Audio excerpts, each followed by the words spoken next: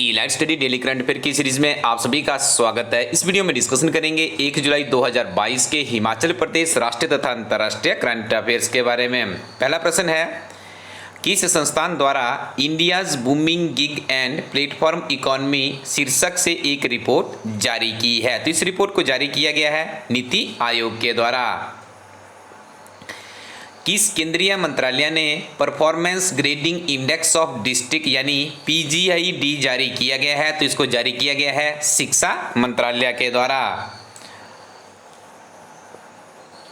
किसने किर्गिस्तान के बिश्केक में U13 एशियाई कुश्ती चैंपियनशिप 2022 में 86 किलोग्राम फ्रीस्टाइल भार वर्ग में कांस्य पदक जीता है? तो इनका नाम है दीपक पुनिया। साथ में आपको याद रखना है, ये जो एशियाई कुश्ती चैंपियनशिप का आयोजन हो रहा है ये कहाँ पे हो रहा है? किर्गिस्तान में हो रहा है। आपको ज्ञात होगा किर्गिस्तान सेंट्रल एशिया की एक कंट्री है और इसकी जो कैपिटल है ये बिश्केक है, ये भी आपको याद रखना है। देखिए सेंट्रल एशिया के अंतर्गत 5 देश आते हैं, ये भी आपको याद रखना होगा।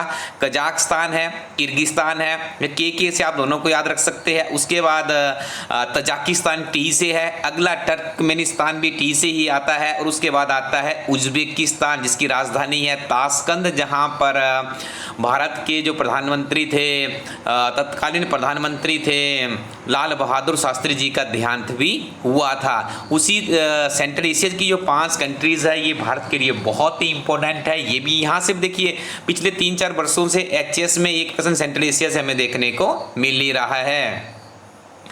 टी हब किस राज्य में स्थित स्टार्टअप इनक्यूबेटर है? तो इसका सही उत्तर होगा तेलंगाना। कौन सा देश जून 2022 में शुरू हुए 5 दिवसीय संयुक्त राष्ट्र महासागर सम्मेलन के सह मेजबान है? तो इसका सही उत्तर है केनिया और पुर्तगाल। किस राज्य ने प्रतिष्ठित संयुक्त राष्ट्र लोक सेवा पुरस्कार 2022 सार्वजनिक परिवहन बस सेवा के लिए जीता है? तो इसका सही उत्तर होगा उड़ीसा। किस राज्य की रणजी क्रिकेट टीम ने जून 2022 को अपना पहला रणजी ट्रॉफी खिताब जीता है? तो इसका सही उत्तर आप करेंगे मध्य प्रदेश।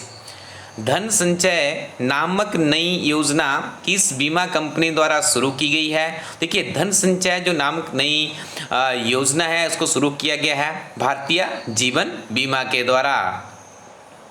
जून 2022 में G20 बैठक का आयोजन किस देश में हुआ? तो इसका सही उत्तर होगा जर्मनी। किस राज्य के प्रसिद्ध गीतकार, लेखक और पत्रकार चेबालूर कृष्णकुट्टी का त्रिशूर के एक निजी मेडिकल कॉलेज में निधन हो गया? तो इसका सही उत्तर होगा केरल। आगे हम डिस्कशन करेंगे हिमाचल प्रदेश के करंट अफेयर्स के बारे में। पहला प्रश्न है, हिमाचल प्रदेश की दूसरी यूनिवर्सिटी का विधिवत शुभारंभ माननीय मुख्यमंत्री जयराम ठाकुर जी द्वारा 28 जून 2022 को कहां से किया? तो इसका सही उत्तर होगा मंडी। हिमफेड द्वारा किन कंपनियों का सीमेंट बेचा जाएगा? तो देखिए हिमफेड के द्वारा अल्ट्राटेक व अंबुजा सीमेंट को अपने स्टोरों के माध्यम से प्रदेशवासियों को उपलब्ध करवाने की कोशिश की गई है। हो सकता है यहाँ से आपको थोड़ा सा सस्ता सीमेंट मिले अन्य डिपोओं की अपेक्षा। साथ में आप याद रखिएगा वर्तमान समय में जो ये हिमफेड संस्था है इसके जो अध्यक्ष है उनका नाम है गणेश दत्त। 1134 करोड़ रुपए के HDP प्रोजेक्ट यानी बागवानी विकास परियोजना को किसके द्वारा वित्त पोषित किया जा रहा है? तो इसका सही उत्तर होगा विश्व बैंक।